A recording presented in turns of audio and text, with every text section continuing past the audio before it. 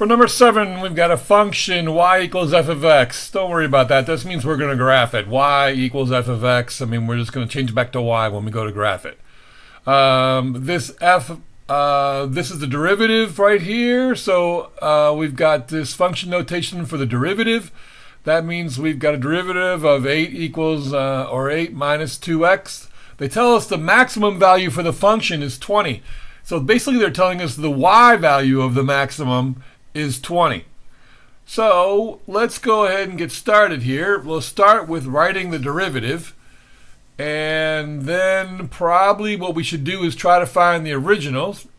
So we're going to integrate, and what we'll get here is 8x, because it's a constant, and then negative 2x squared, multiply by 1/2, add c, clean this up a little bit, and we're going to find out that our equation is going to be y equals 8x minus x squared plus c.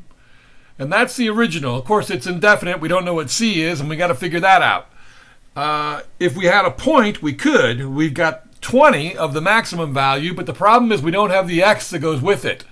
Luckily, that's a stationary value, and we know that stationary values have a slope 0.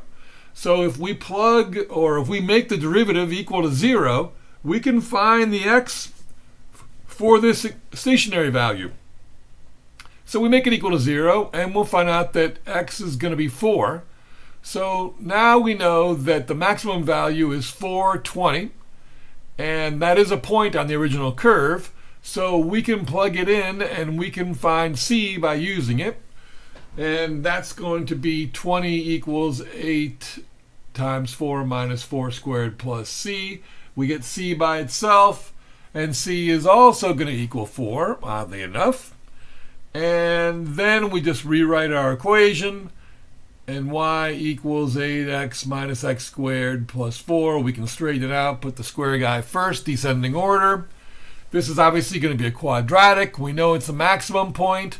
We can tell right here this is the y-intercept of 4, so we can plot that point really quickly. We know the maximum is going to be 420, so it's going to be up here, and then we just know it opens down because it's negative squared, and that's good for that.